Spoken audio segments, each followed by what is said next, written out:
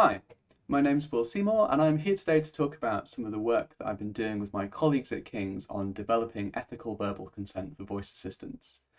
The concept here is pretty simple. We usually interact with voice assistants, well, verbally, but often when a skill or action requires personal data, you get diverted to a companion app on your smartphone. Instead, these verbal consent mechanisms let you grant permissions without having to use your hands. By moving consent into the conversation, they make the process easier and more accessible. Just a heads up before we move on, we're assuming here that some of the usual suspects like privacy policies are still present to cover all the legal angles. And actually the dual roles that consent is playing here as a legal mechanism and as an ethical best practice is something that I'd like to return to later on. Finally, being based in the UK, we've got a more European perspective on data protection that's based around the GDPR and the UK equivalent. So, to give you a more concrete idea about what this actually looks like in practice, here's the sample transcript from the Alexa Skills Kit documentation. You can see how this is actually a pretty usable conversation flow and integrates quite nicely into the natural way that you progress through the skill. But under the surface, there are some key issues that show how this kind of verbal permissions process, at least as it's currently imagined and implemented, goes against some of the key principles of consent. For instance, if we focus on the core of the consent flow here, where the user is actually asked to give consent, there's this subtle shift as the skill delegates to the Alexa OS. But if you're listening to this as a user, there's nothing to indicate that you're now talking to something controlled by Amazon instead of the third-party skill that you started with. They sound exactly the same, and yet every other major OS takes this kind of differentiation for security and privacy prompts very seriously. And what about the information that you get? If we think about consent in the context of the GDPR, there's obviously a set of details that you absolutely need to include. We get a little bit of that here in the sample text, but when you're also providing a privacy policy, not all of this is legally required.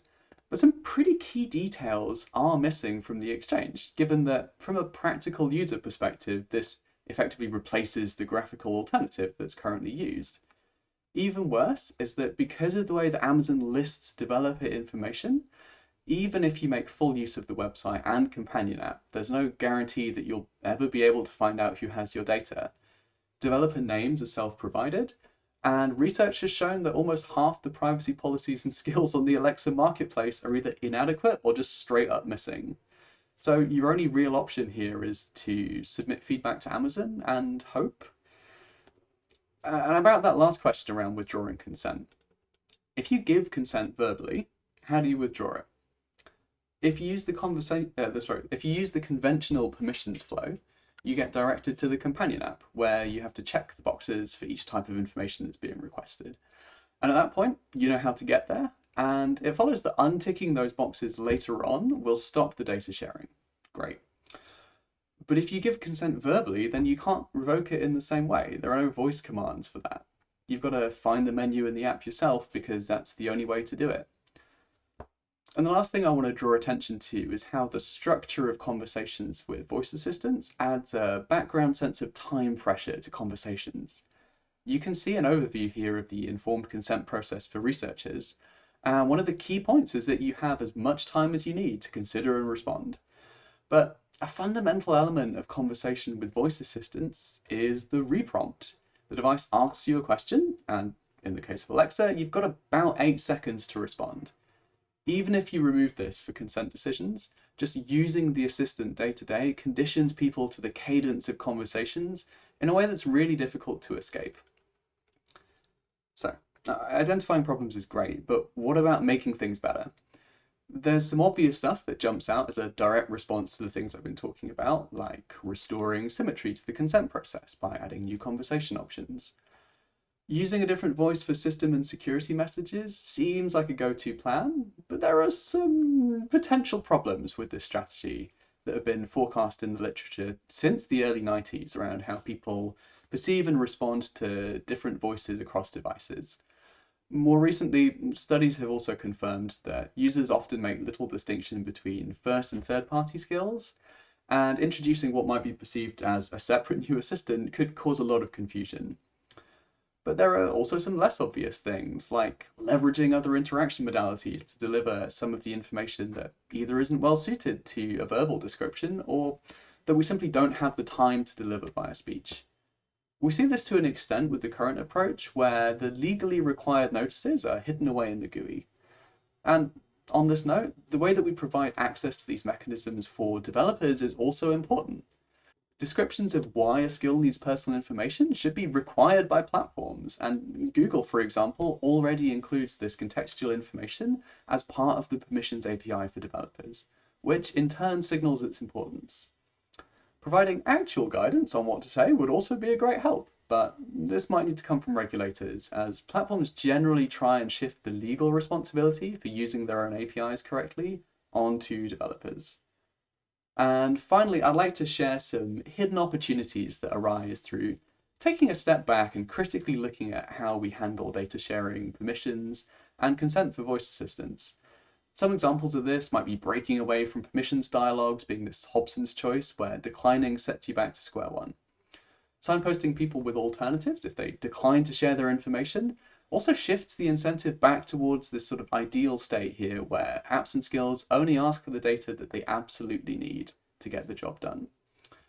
This is also something that could find its way into the algorithms that already shape the usage of these platforms by deciding which results are prioritized when people ask for a skill that is a particular job or fits in a particular category, such as by preferring options that use less data. One interesting concept is potentially being able to make automated decisions for consent based on kind of general user preferences. And this represents one of the sort of more exciting opportunities to reduce the burden on users and make data sharing decisions less adversarial than they currently are, say on the web. And reviewing the structure of voice assistant platforms is something else that could shape the role that consent plays in the overall user experience. Tightening up vetting and certification processes would add an extra line of defense against third-party applications that violate the rules and principles around data protection. The last thing I want to talk about is the importance of disentangling consent as a legal mechanism from the role that consent plays as an ethical best practice. The two don't always need to come together. For most academic research conducted under the GDPR, there's a rigorous informed consent process, but it relies on public interest as the legal basis for data collection. There are also models like dynamic consent that have emerged with the aim of increasing engagement and understanding around data use.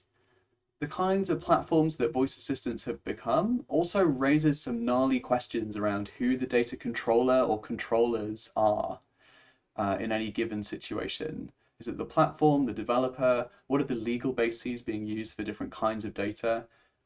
How does this fit in with developers where they're legally responsible for satisfying data protection regulations, but still have to work within the rigid confines of what platforms allow?